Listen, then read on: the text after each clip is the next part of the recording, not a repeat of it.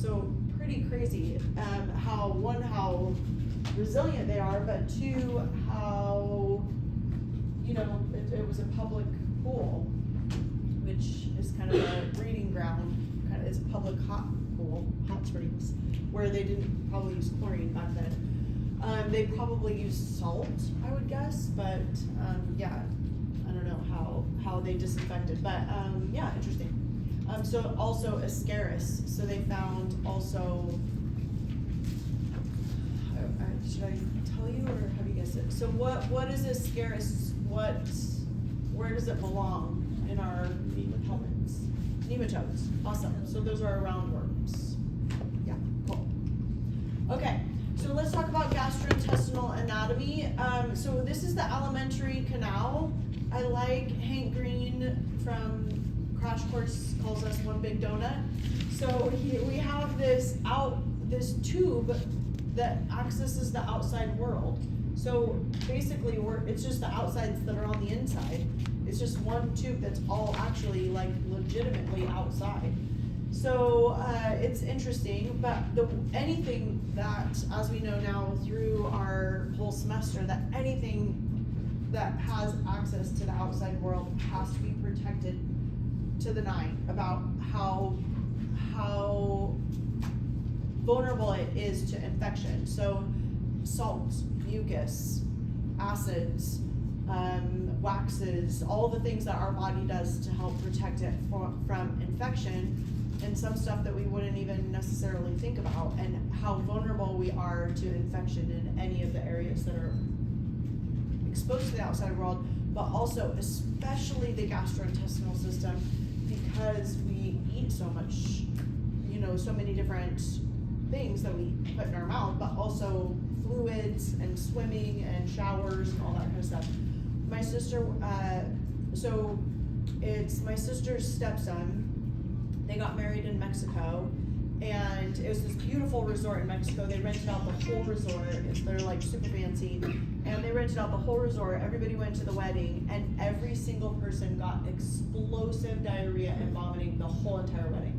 And it was from the shower, because they had like been really careful about the ice and the water and the cocktails and all that kind of stuff, but they figured it out that it was from the shower. So yeah, I mean, we're just so vulnerable, and that's why in this country we have so many methods to be able to protect our water systems and things like that, but still we are vulnerable. But the reason that we have all of those checkpoints in place is because we are vulnerable to infection. Okay, so also something to think about in our gastrointestinal system, 10 to the 11th per gram of intestinal solids. 10 to the 9th is a billion. So I don't even know what 10 to the 11th is. But crazy amount per gram of intestinal solids is how many bacteria that live in our intestines. So we have a lot of bacteria, we have a lot of fungi, some protozoa, archaea, viruses, we don't really know yet. So the term for abnormal microbiome is called gut dysbiosis. Another term, superinfection, we talked about this a little bit, but it's an infection secondary to antibiotics, such as C. diff is a huge worry about superinfection. And then bacterial antagonism, we talked about that one over and over, is commensal protection from pathogens, the pathogens that are already there. Okay, so here's our 4 gastrointestinal diseases, and then we're done for the day. So we have acute diarrhea, chronic diarrhea, which are 2 totally separate. The book separates those out and differentiates between those. And as a clinician, you would think about that. You would be like, well, how long have you had it? Do you have food poisoning? Is it short-term gastrointestinal distress, or do you have something more severe going on? Another thing I wanted to bring up also is that our brains now are going to micro. But don't forget that gastrointestinal distress is probably because your patient ate a big cheeseburger, or probably because your patient is chronically eating dairy when they're lactose intolerant, or who in the heck knows what people eat, and the alcohol and drugs and the things people take and all kinds of crazy stuff that you would probably think of first as a clinician before you thought infection. But, you know, diarrhea, when it's infectious diarrhea, it's not really questionable either. You know, so if somebody eats something funky and has diarrhea, yes. But if it's infectious diarrhea, you probably know it's infectious. It's not just I ate something funky. So there's a fine line between that as well. Chronic diarrhea is a problem unless somebody is chronically eating something. You would think there's some sort of infection going on. Food poisoning, so food poisoning sometimes is out of both ends. Gastrointestinal distress is kind of different when it's talked about food poisoning versus diarrhea, even though they're kind of the same thing. And then we'll talk about hepatitis A and hepatitis E. Hepatitis B we didn't really talk about, and hepatitis C we didn't really talk about, but Hep B and Hep C are from fluids, so it's they can be sexually transmitted or transmitted from a blood transfusion or transmitted from exchanging bodily fluids, that kind of thing. So C and B are really, really bad. A and E, they're not that bad. So just in your mind, that I think it's a good idea as a clinician, if you are going into that field, to know a little bit more about Hep B and Hep C, and you'll talk about those till no end, because also, you know, healthcare practices, they tell you to be careful about needle sticks, and exposure to patients who have especially Hep C is, it's a latent disease, and that virus that patient will have for a long time, and you don't want to get Hep C. It's almost like getting an HIV diagnosis. Hep C is really bad. So Hep A and Hep E are a little bit more mellow, but we'll talk about those. Okay, so here's acute diarrhea. So acute diarrhea is caused by a few things. Salmonella is the one that we talked about a little bit in the lab, but salmonella is generally from chicken. So I think it's 10%. I think I have a slide on that, but I think it's about 10 to 20% of chicken carcasses carry salmonella. So you have to be careful, and every single time you cook it, and every single time you cut it, and every single time you clean it, you have to be very careful. Shigella, I'll talk about where that comes from. E. coli, we've talked about that to death. I have a slide on Campylobacter, I'll show you what that is. C. diff, we've talked about that. And then cholerae, Vibrio cholerae is what causes cholera. And even though cholera is not common in the United States anymore because of water treatment protocols, but it is common in other countries. So Cryptosporidium was our most common protozoa that one was associated with. That's why we boil our water when there's floods and things like that, is because crypto is very common. And then if it's a virus, Rhoda and Nora are the two most common. On ships, this is why they had a bad rap with cruise ships for a while, is because norovirus was going around on cruise ships. Norovirus is what I think that all my family got during my sister's, that was other side of the family, and my sister's wedding was years ago, but I'm pretty sure we all had norovirus from mushrooms. And mushrooms, actually, because they're grown in feces, that it can be common to get gastrointestinal distress from norovirus. So 3+ loose stools in 24 hours is what's considered acute. It's common for adults to get about 2 bouts per year, and it's common children to get about 4 bouts per year. If you or your patient has diarrhea more chronically than this, or you can think about, okay, maybe they have a chronic gastrointestinal infection, but also stools should be firm. I know it sounds gross to talk about, but you know, now being clinicians, you guys are gonna deal with poo a lot. And stools should be firm. And especially, it's a good thermometer for how you're eating. And okay, is my stool firm, and does it look healthy, are there greens in there? It comes out where, it shouldn't be easy to come out. If it comes out easily, there's too much oil in your diet. If it doesn't come out easily and it's very, very difficult to get out, there's too much cheese in your diet. If it comes out where it's like it should be work, and that gastrointestinal system should be working, the peristaltic contractions of the colon should be working, and that's normal, and so that means you're getting a good amount of fiber, so lots of fiber. Okay, so developing countries, in 10 per year in developing countries versus this country, 700,000 infants per death per year in developing countries, can lead to malnutrition, electrolyte imbalances, dehydration, permanent GI disability. We talk about that a lot in my other class about kwashiorkor. Kwashiorkor is common in countries where there's malnutrition, and we talk about it because we talk about positive and negative feedback in my other class, and it's an example of positive feedback because children who have gastrointestinal distress constantly or are not eating, part of their bowel will die or part of their small intestine will die. So then it doesn't matter how much they eat, they can eat and eat and eat, and they're still malnutrition because their gastrointestinal system doesn't work properly. So it is worrisome for children. Leading cause of death in children worldwide is diarrhea.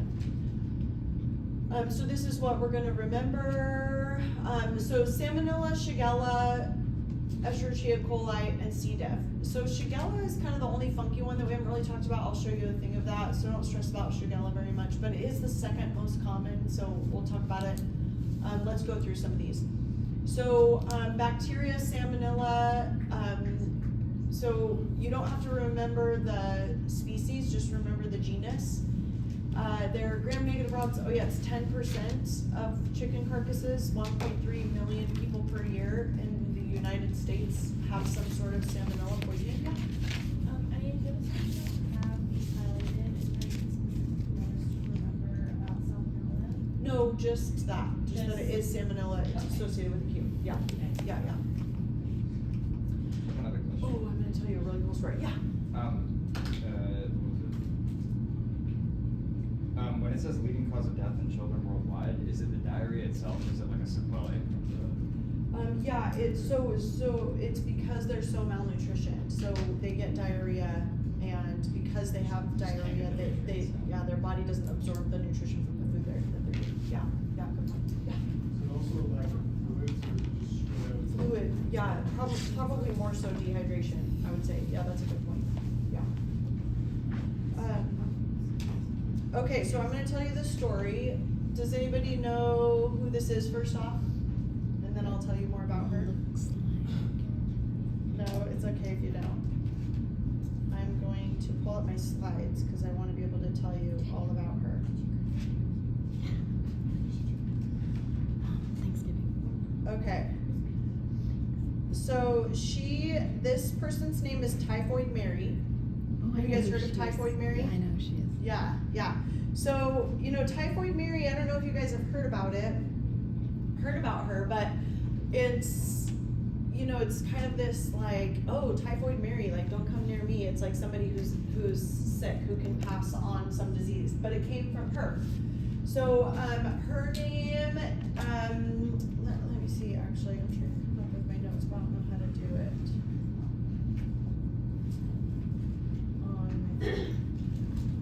Let me pull it up on my computer really quick because I really want to tell you her story.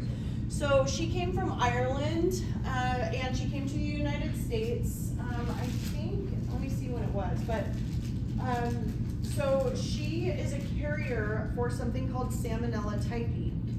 And so Salmonella typhi is the same salmonella that comes from chickens, but what it is, it's a bacteria, and she's a carrier, but she's not sick. So some people are carriers, and their bodies have been used to carrying that bacteria around for so long that it doesn't make them ill. So some people are like MRSA carriers. So like my husband is a MRSA carrier. So I don't get MRSA from him generally because my body will fight it off. His body is not fighting it off, but it's living in this sweet spot where his body is carrying the MRSA around, And I am at greater risk for MRSA because he's a carrier, but also my body has fought it off, and my body is okay with it, and his body is not, and especially when he gets immunocompromised. But also, a lot of firefighters are MRSA carriers because they wear the turnouts, and when they wear those big suits, they're hard to clean, and they sweat in them, and their pores are open, and it can get into their skin easily, and then they have MRSA outbreaks. So that's common. So she's a carrier of Salmonella typhi. She's got a really cool story. I'm gonna try and find it, but it's taking me too long. I'll try and tell you the story before I pull it up. So she came over from Ireland, and she was a really good cook, and so she started cooking for prominent families in New York City, and I've got it right here. Okay. So once she started cooking for families in New York City, then the first family that she worked for, a lot of the people that were in her family got sick. Okay, I've got it, that she was cooking for. So she came over in 1869 from Ireland, and it was in 1901 that she started working for her first family. So she started working for her first family in 1901, and 7 of the 8 people in that house that she worked for got really sick, and her coworker that she worked with died from salmonella poisoning. So she was she left that house. She didn't know, nobody knew where it came from, and it was kind of prominent around that time, and people were getting sick a lot. So then she moved into another house in 1902, and then 6 people from that house were sick. Then she moved to another house, and in 1904, 4 out of the 7 people in that house were sick, but it was only the servants in that house because she was the cook for the servants and not for the people that owned the house. So then she moved to another family, and this family was a prominent family, and they took her on vacation, and they took her to Oyster Bay and in Long Island, and 6 out of the 11 family members of that family got sick, and their child died.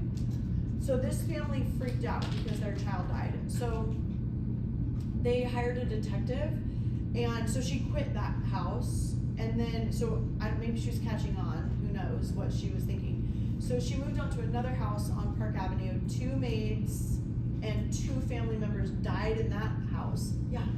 To the end of her life, she swore it wasn't her. Yes. So I got her whole thing. Yeah. So then they hired a detective. The Oyster Bay family hired a detective. The detective went out and swabbed the whole house. There's nothing in the house. And so the detective tried to put all the pieces together of why are all these prominent families getting sick? What is going on? So he hired a detective. So the detective was the one that was trying to figure out. So he published a paper in the Journal of American Medicine to reach out if you have any of these people in common that they had associated with, all these prominent families. And so her name was on there, and all of the people that contacted him said had her in common. So he traced it back to her and confronted her. She totally went nuts. She tried to kill him, the detective. So she went bananas. Then he called the police. The police tried to arrest her. It took 5 policemen to arrest her. Then they took her to the hospital, and they made her give stool samples, and they found out that it was Salmonella typhi. So they put her on quarantine on an island in New York in 1907. And so 3 years later, she was writing hundreds of letters she would write, and she was trying to get off of quarantine. She was I didn't do it, and it wasn't me, and so going crazy. And so the city of New York made a deal that she could come back if she never cooked again. So if she doesn't handle or associate with food, then she can come back. So she came back and started doing laundry. But then she was really, really poor, and so in 1915 she started to cook for a women's hospital in New York. But she changed her name. 25 people ended up with typhoid in that women's hospital, and 2 people died. And the detective found her again, and they arrested her, and she spent the rest of her life on that island, writing letters constantly about how she was innocent and it wasn't her and they were crazy. So that was the story of Typhoid Mary. Yeah. How sick were they getting? You know, with salmonella, not very many people die from salmonella, but the people who are like children or immunocompromised or who have been inundated, like their infectious dose is so high that people will die. But usually it's bout like of worse than diarrhea. the flu or about the Yeah, flu? no, it's pretty severe diarrhea. Because people were obviously complaining enough to Yeah. get the police They involved. just Yeah. don't wash their hands. Yeah, I mean, yeah, I think if she washed her hands and wore gloves, like she really could be, I mean, it would be fine, really, but that was kind of, I mean, even, people didn't wash their hands even in the hospital until the 70s, something like that, so, yeah, we didn't really know that, yeah. How did she get it in the first place? Was it like a thing that other people were getting in other places that they knew about, or was this? Yeah, it was going around, but not very many people are carriers, not very many people can have it and live with it. I see. Yeah, I see. yeah, yeah, yeah. I was gonna say one of the ways that she was passing it on is that she was well known for her amazing ice cream, lemon ice cream. Uh-huh, oh, And crazy. so since it's not cooked, Not cooked. Oh, the ice cream did it. that Ugh. was So crazy. Okay, so that's Typhoid Mary, salmonella. I Yeah. guess I also wanted to ask, is she like really doing anything wrong? If Right. she's just getting people sick, like not on purpose? Yeah, I mean, like that. People, I wouldn't even know what they would do. but she was I mean, doing it on purpose. they She would already do. knew. Yeah, once she knew. Yeah, Once but she do you knew. think, what if she just doesn't understand how diseases work? Well, yeah, and she swore till the end she So was we should innocent. just let her run around then? You can't lock her up. You can, and they did. They did, yeah, yeah. I mean, if she wasn't going to not cook, that was her stipulation, was you can't handle food. She did Yeah, also but say are you she like allowed to did tell murder. people like, hey, you can't cook? Isn't it more so for the You can't people cook for that, the like, hey, people. don't hire her maybe? Yeah, I don't know. She changed her name. Oh. Nobody knew it was her Oh. when they hired her the second time. I just mean like if this happened today. Yeah. Like, you're not allowed to lock someone up because they have a No, disease. you're not, And you yeah. can't tell them not to cook either. Yeah, I wouldn't even Like, know what is she what they being would charged do. with? Yeah, yeah, I don't know, that's crazy. Did you have a question? Oh. Somebody had a question? Well, I mean, technically she killed somebody, a couple of buddies. Well, indirectly, if I give you a virus, I'm not killing you if you die And from it. people who give other people HIV don't go to prison. Yeah. It's like murder. Even if they Even know if they they have know it. HIV, they don't Even go if to they prison. know it, yeah, yeah, that's crazy. Well, she killed the wrong people. They had Yeah. influence. Because, yeah, don't mess with the rich people. Okay. Okay, so Shigella, Shigella is a little bit less, you know, I don't wanna say that the diarrhea is less severe in a Shigella situation, but Shigella goes around in close quarter food consumption, so militaries, daycares, prisons, nursing homes, things like that. Normal endotoxins, normal exotoxins, but Shigella, there's something called shigatoxin. So some Shigella species secrete this thing called shigatoxin, but also some E. coli species secrete this exotoxin called shigatoxin, just something to know. So yeah, Shigella is probably the most common in close quarter spaces, but also, like Dr. Myers was saying, that when food is heated up and then it's cooled down and then heated up again, and the temperature doesn't stay hot enough to kill the bacteria, the temperature lowers, the bacteria are like thriving and eating, and then, you know, people are serving that food, so. Okay.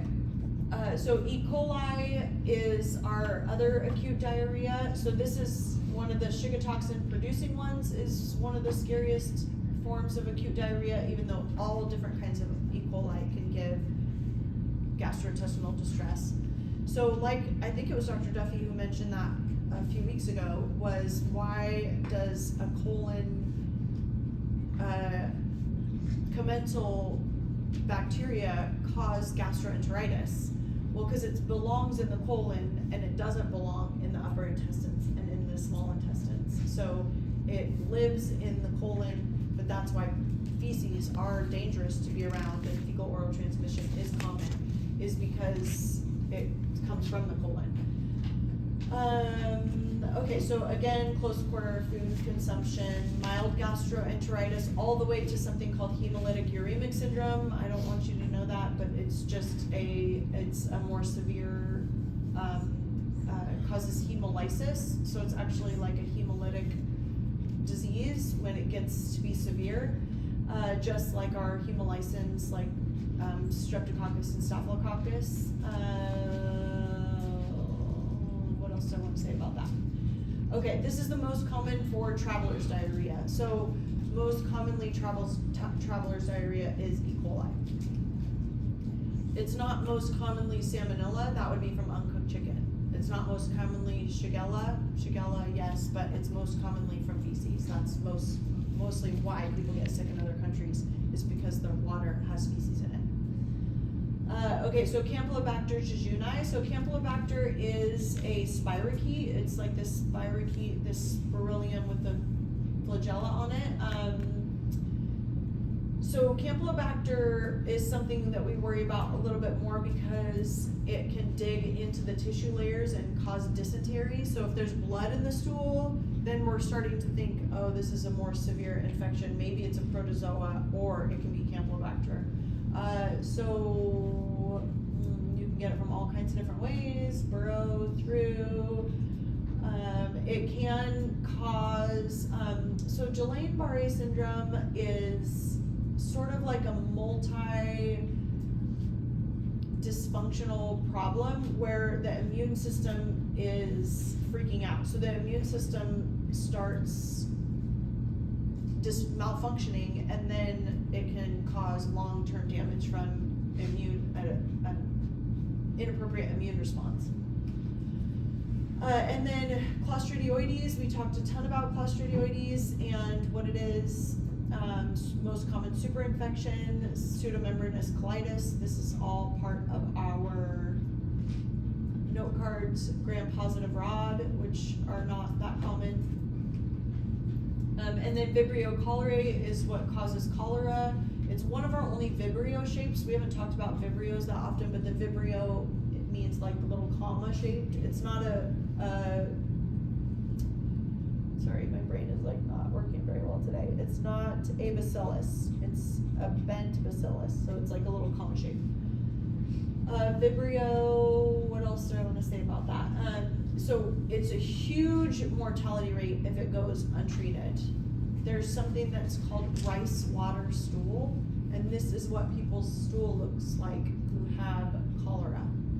And this rice water stool is super gnarly, and it's because it causes the electrolytes to be leached out of the cells, and so all of the stool is full of calcium and phosphorus and potassium and things like that. So the patient is severely electrolyte deficient and can cause all kinds of electrolyte imbalances. Yes, it's extremely common, but not common in this country. And then our protozoa is Cryptosporidium. So Cryptosporidium is common in swimming pools, also common for flooding areas. It's very common in the United States and around the world, and it's one of our only protozoa that we'll talk about. So rotavirus is 50% of diarrhea cases, extremely common, but it's a little bit more mild. So it's more mild than norovirus. Rotavirus is, if you have rotavirus, you might not even really know it. If you have norovirus, you know it. Rotavirus is almost every child in the world by the age of 5. That's how common it is, very common, fecal oral. It can cause problems in infants because they need all of their nutrients and their electrolytes and water and things like that. So some children who have rotavirus end up having to get admitted into the hospital and need their fluids replenished. Norovirus, 5 times more common than salmonella, And it is less severe than salmonella, but if you have norovirus, you know it. There's no mistaking that you have diarrhea is an understatement. Fecal oral, it can cause vomiting, but it's not really considered it is food poisoning, but food poisoning kind of has its own little definition, so we'll talk about that. But norovirus, is very common, especially cruise ships and things where people, they probably don't handle food as properly as they should. It gets warmed up and cooled down a lot. Okay, so chronic diarrhea. This is 14 plus days of loose stool. That's a lot, right? If somebody had diarrhea for 15 days, they'd not feel good at all. And they'd probably be admitted to the hospital for dehydration. So the most common is E. coli. E. coli is chronic in children, can be chronic in children, even though not typically in adults. Giardia is very common for somebody to have it over 15 days. And Entamoeba histolytica is our other amoeba. This isn't a great picture of an amoeba, but amoeba are the ones with the pseudopods. And this can cause dysentery, just like Campylobacter can cause dysentery. So here's the ones we want to know. E. coli can be chronic in children, but not typically in adults. Giardia, yes, and Entamoeba histolytica. Those are the three that are the most common causes of chronic diarrhea. So for E. coli, it's more acute in adults, and it's more likely to be chronic in children. Yeah, but not even more likely. It's pretty rare for it to be chronic at all, but yes, if it is, yes. Usually in children. Yeah, if your patient came in with chronic diarrhea, you wouldn't think Giardia if your child did, because you're like, where did they get it? Unless they traveled or you took them hiking or they were exposed maybe from an animal, something like that. But you would think more they've gotten E. coli that their body can get rid of. Yeah. Okay, so food poisoning is a little bit different. So food poisoning, what they consider food poisoning is a bout of 24 hours, and usually it's associated with vomiting as well. So it's vomiting and diarrhea together. Even though that happens in norovirus, I don't really know why your book doesn't put norovirus in with food poisoning, but it doesn't. So Staphylococcus aureus, actually, which it might be surprising. So Staph aureus can cause food poisoning, and this is why we have high salt in preservative foods, or sugar actually, in jams and things like that, is because if there's a high concentration of Staph aureus and the person eats that food, we can handle kind of a lot of Staph aureus because we eat it a lot because it's on our hands and everywhere. But if there's a high concentration, it will give somebody food poisoning. And then Bacillus cereus, we talked a lot about Bacillus cereus. This is a good one to know for the lab today. Bacillus cereus is what what did Bacillus cereus form?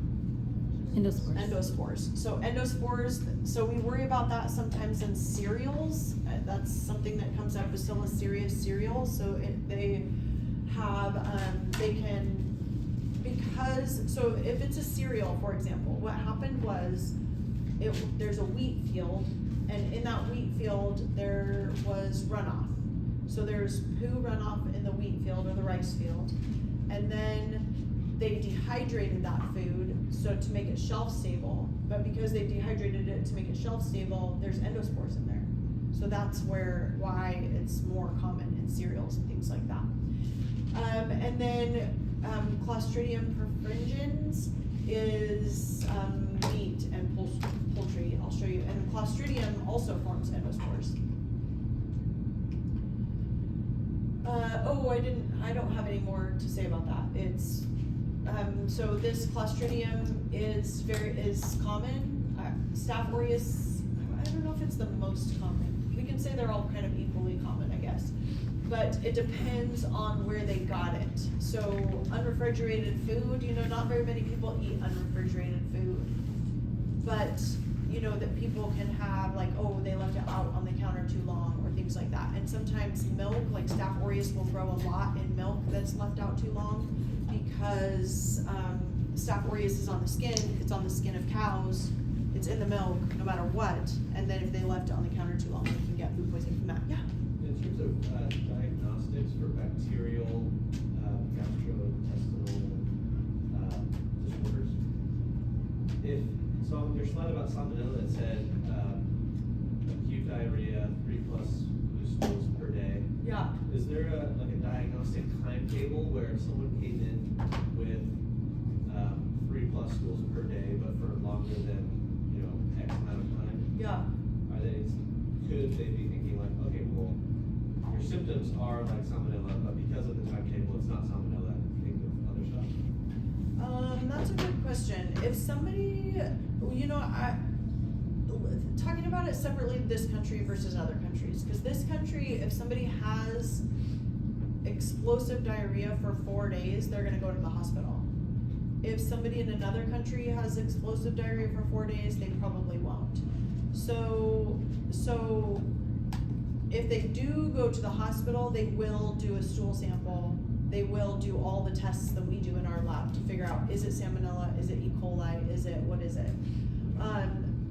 The reason I would guess it would go on longer than the typical acute diarrhea time frame is if the patient is possibly immunocompromised or they're not.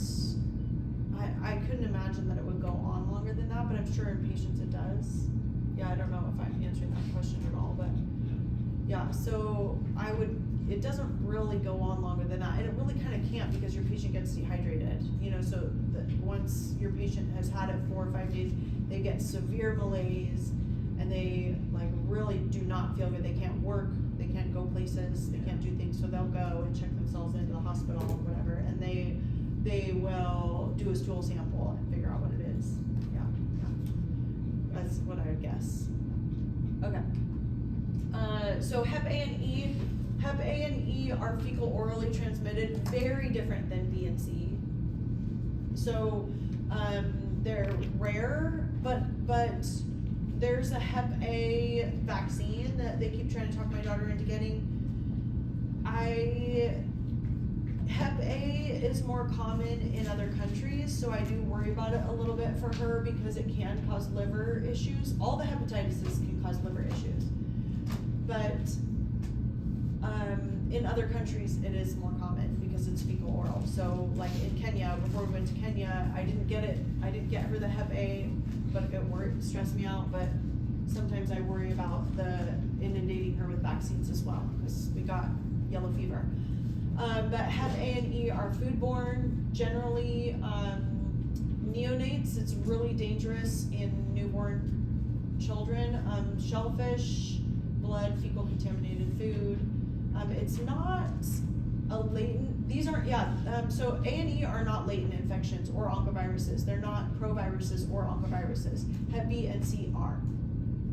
So a patient can have Hep B forever, they can have Hep C forever, but A and E, no. Okay, so that is it for gastrointestinal. So don't stress very much. I won't ask questions like, your patient has had gastrointestinal distress for 7 days. Like, is that acute or is it chronic? Just kind of keep it simple. And we don't have another quiz before our final. So for these last couple, I'm gonna put quiz kind of questions for these last couple diagnostic. So how we've been doing the diagnosis section. Yeah. You didn't write the lab final, right? Did somebody else, like She you wrote wrote it? and I reviewed it and I changed a couple questions, yeah. Okay, and then for our final, does every teacher write their own final? I write the final, yeah. Okay. Yeah, our final will be the same as the midterm, same as the quizzes. I Okay. write it in the same style.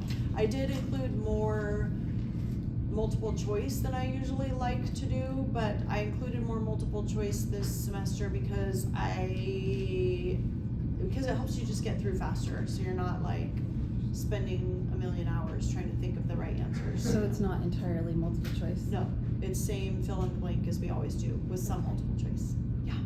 So just out of curiosity, do you know how long it'll take for you to get our lab practicals back and our you should, well, I can, if you guys wanna wait after the lab practical today, at least run it through the Scantron today, so that you can get your Scantron portion before I get a chance to grade the bonuses. So I can do that today, no problem at all. And then the final, I try to, if I'm not driving myself totally bananas, I try to get it done before the Thursday, so you know if you have to take that last quiz or not. And you might, can people. either way, right? I'm sorry, what? You can either way. You can either way, and I like to entice everybody to come in and take it, cause I want everybody to come in for a pizza party. Yeah. Every semester, I'm always like, don't do the pizza party. You are driving yourself nuts. Like, I'm just giving myself something else to do. And my husband's always like, why? Why do you do this to yourself? I'm like, I know. But the reason I like to do it to myself is because I don't like to, when you submit your final and I'm like, bye, have a nice life. You know, like, I like to be able to like chat and like, oh, like, good, you know, get a like final goodbye and like, you know, just we chat at the pizza party, everybody kind of like, what do you know, what am I doing next? Or, you know, I talked to this person, like everybody kind of does some little bit of like networking, even though I don't like that word, but yeah, we just get to chat and hang out. You know, if you can hang out 10-15 minutes, grab a piece of pizza and hang out, whatever you want to do. So we're gonna take the revision quiz, which is just totally 10 bonus points, straight up just bonus points, extra credit, and that'll be from 1 to 1:15, just like a normal quiz. And then after that, we'll have pizza and chill out. I'm sorry, go ahead, Dr. Duffy, then Dr. Schreiber. So for the note cards. Yeah. How, I know they're gonna be different from like the midterm. You are easy on us for the note cards, I think. Is it gonna be similar or? Similar, but you have to Not- come up with the organisms. Similar questions, no you come up word with the bank. organisms. No what? No word bank. Because we had a word No bank. word, no, yeah, no word bank. But hopefully you're a little more comfortable with them now, that you can come up with Clostridioides difficile. I don't care that you spell it right. Are the questions gonna be similar? It's like on the midterm on the last page was a note card page, and you basically have like a bunch of information about like, hey, it's like for Staph aureus, it was a nosocomial, and you put that in the description, and then we put Staph aureus. The word bank, is it gonna be similar like that or? I forget what the midterm looked like. Explain it one more time. What did I do? Like, you know all the information on the back of the note cards? You Yeah. basically just had like 2 or 3 sentences of that information. And Uh-huh. then we had to match it with the Yes. note card. Yeah, yeah. So instead of matching, we just have to come up with it, but same kind of deal. Yeah, and you can put C. diff. I can't spell it right. Is that right? It's Diffficile. Fficile, 2 F's. Okay. Underline. Yes! Way to go. So, yes, as long as you get the organism right, it's more about getting the organism right that you can identify, and how you were saying, like, pulling in. So what some of the questions that I like to do are, I like to use the note card to pull in something from class. So I like to go like C. diff. What are we talking about? We're talking about endospores. If we talk about streptococcus versus staphylococcus, I like to talk about shape. You know, things like, I like to pull in things from the note cards, but also I made that mistake, I told you guys that one time, is I made the mistake one time of saying like, you had to get C. diff, you had to know it was C. diff to move on to the next questions, but I've gone away from that because that was disaster. But, so now you should be able to answer C. diff, and if you can't answer C. diff, you could still answer the following questions. So it's not, all those nested questions are not dependent that you know the organism. Okay, I was gonna also ask you about like with the DDX part of it, how that, because like I know the note cards are kind of meant for that, so we can diagnose people almost, but how will those sections kind of mix together, or are they kind of just one section, or a little bit of both, or separate sections? So the C. diff, so I'm sorry, not C. diff, so the diagnostic versus the, Okay, you're gonna present a patient and then. yes, but not for the whole thing. So So a lot of the questions are general broad questions, like genetics, metabolism. Like the final slides you posted. Yeah, genetics, metabolism, you know, there's history, all the background, and then at the end, there's diagnostic questions. And those diagnostic questions pull No cards. in the note cards. Lecture. Yes. Yeah. Okay. I haven't read it in a couple days, so I have to rethink about it. Sorry, go ahead, Dr. Treadway, and then. Are you going to have us draw lots of pictures? Well, probably not lots of pictures, but there are a couple. So you should be able to draw a gram-positive versus gram-negative. You should be able to draw a virus or be able to label a virus. What about Immunology, you don't have to draw that, I don't think. I don't remember. But it should be, I mean, drawing, so chest x-ray issue today. These are what the lungs look like, and this is what pneumonia looks like.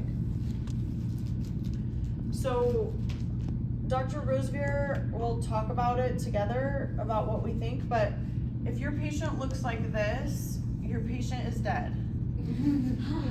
So just a thought. So I'll think about it, about the point system for that. But let me show you the picture of the chest x-ray where it's coming up with. And then don't let me forget to go back to that.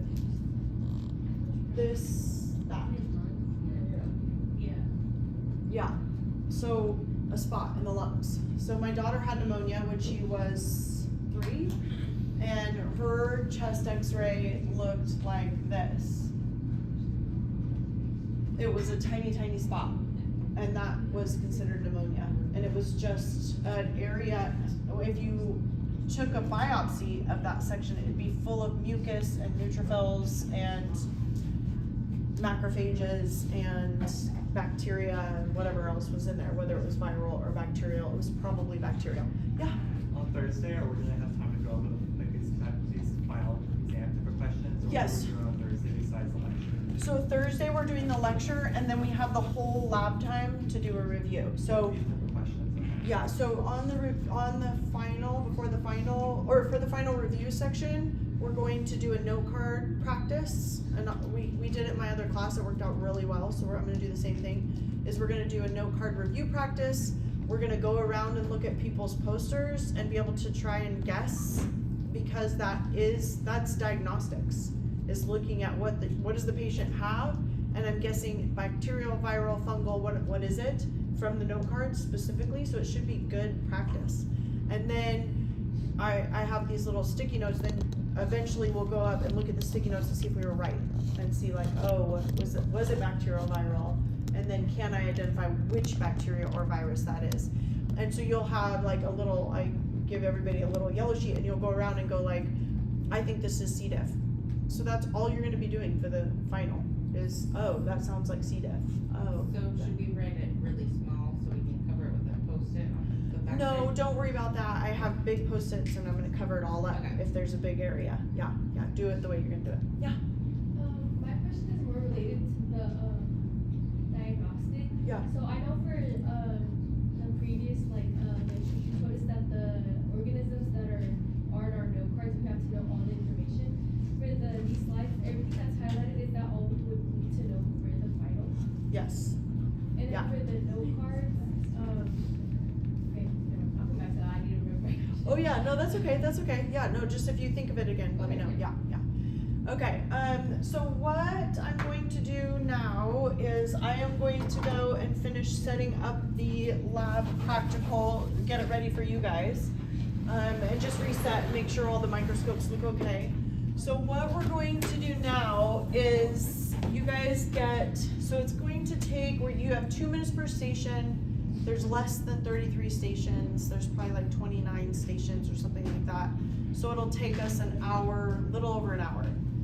So if we're done by 4:30, hypothetically we start at 3:30, but that seems like we're putting it right up till the last minute. And I wanna make sure everybody's out by 4:30-ish, where we're supposed to be. So if we do 3, that gives you guys a half an hour. Yeah?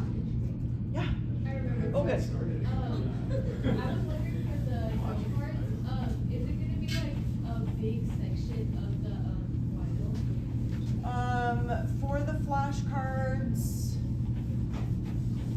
I don't know about point value is my only thing about what big is for point value for the final. Let me think about it.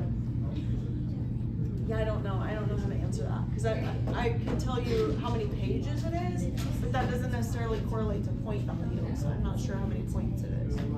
But what you have to do is be able to identify if it's strep throat, if there's pus on the tonsils, it's strep pyogenes. And if you can't answer that, then you're gonna answer other questions about what is an exotoxin? What is an endotoxin? What is a cocci? What is a streptococci? What is a staphylococci? You know, like more fundamental questions than just identifying one-on-one. Yeah. Okay, go ahead. You just mentioned it, someone else just asked, but for the grades, for the practical we're about to take, can we just hang out and start having you run through the Spanish Yeah, one? yes. So that we know like how we need to do the final to get the grade. Yes, absolutely. I know the extra credit won't be graded, but we'll know for the most part. Yes, you'll know, because it's only 5 extra credit points, so you'll know, give or take 5. And you'll know if you got it right, you'll know, like, confident with it, And yeah. then the poster project is the only other thing, right? Yeah, poster project, and then once Dr. Rosebeer gets the quizzes graded, then I can drop the 3 lowest, so that helps more than you think it does. And, yeah. Okay, perfect, thank you. So just hang out. Yes, yeah, I can run it through, it takes me 7 minutes.